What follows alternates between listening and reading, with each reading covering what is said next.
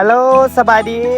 ลูกค้าบ้านพลทันเนาะวันนี้เนาะงานมัดแขนเด้อเอาทางฮานสุบินปินกมาให้บริการอีกครั้งเนาะนี่จะเป็นแม่นบ้านเพิ่นเลยเด้อบ้านเอ้ยเพิ่นเนาะวันนี้ลูกชายเพิ่นสิไปเรียนต่ออยู่ต่างประเทศเนาะเพิ่นสั่งเป็นนกวันนี้จำนวน300โต้เอาสำหรับงานวันนี้แม่นพ่อค้าจัดเต็มให้เลยเนาะวันนี้เนาะเพิ่นว่าเอาแบบสุกๆกรอบๆเพิ่นว่าจัดไปเนาะมาบ่รอช้าแล้วก็ดังไฟติดเตาเลยแค่เพิ่นมาก็พร้อมเสิร์ฟมื้อนี้นะพร้อมให้บริการหน้าโต๊ะเลยมื้อนี้นะสับลงจานเสิร์ฟให้พิเศษเลยเด้อสำหรับงานนี้เนาะเอาแต่ละงานก็คือการเนาะอันนี้ก็จะเป็นไอซ์สุบินเมื่อเนาะจังหวะรอท่าเพิ่นกับกอกยาเมื่อ2กอกเนาะสำสาไฟติดเนาะเอา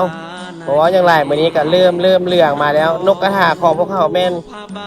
นกฟาร์มบ้านเฮาเด้อสุกสดใหม่ๆเลยเนาะอันนี้จะเป็นหน้าตาแบบเฮาเสียบไหมเนาะนกจะเป็นเนื้อแบบนี้เนาะเนื้อสดๆเลยบ่ได้ใส่สีบ่ได้ใส่อย่างเนาะแบบธรรมชาติสุกแบบจะเหลืองกรอบเลยเอาจังหวะนี้เนาะแขกเพื่อนก็เริ่มทยอยเข้ามาแล้วเนาะตอนนี้เนาะมื้อนี้งานเพื่อนจะมีเฟอเนาะแล้วก็มีบันกวนเนาะเอาพิเศษเนาะเพื่อนก็ได้เฮ็ดอาหารเสิร์ฟแต่มื้อนี้เสิร์ฟเพิ่นแนวยานอาหารพวกขอกินเนาะเอาสำหรับงานนี้แม่นสุดยอดเลยแต่ละงานนี่แบบเพื่อนเอาแบบจัดแบบจุกๆเลยเนาะเบียร์ก็บ่ให้ว่านะเพิ่นว่ากินแล้วเด้อเนาะเพิ่นว่างานสุดเป็นนกบ่เมาบ่ต้องกลับเนาะเพิ่นตกขายแรงมาเนาะเพิ่นก็ได้จ้างวงดนตรีมาเซฟเนาะโอ้จังเป็นม่วนงานเหลือให้เพิ่นนี่นะ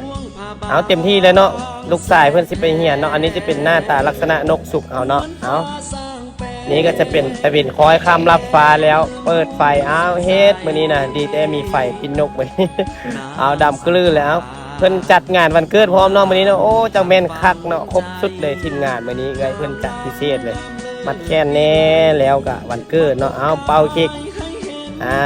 จังได๋ก็ขอให้ครอบครัวเพิ่นอยู่ดีมีแฮงหมดทุกคนเนาะลูกค้าก็มีแต่คนหน้าฮักจบแต่ดีเนาะโอ้ยอีเมกับบักงามเบิ่งแม่อีเมเพิ่นน่ะอย่างบ่ได้เท่าได้นี่ผมข่าวซื่อๆได้นี่โอ้เอาม่วนๆอีเมว่าแซมเนาะขอบใจผาควันเนาะเอาอยู่ดีมีแฮงเด้อทุกคนขอบใจ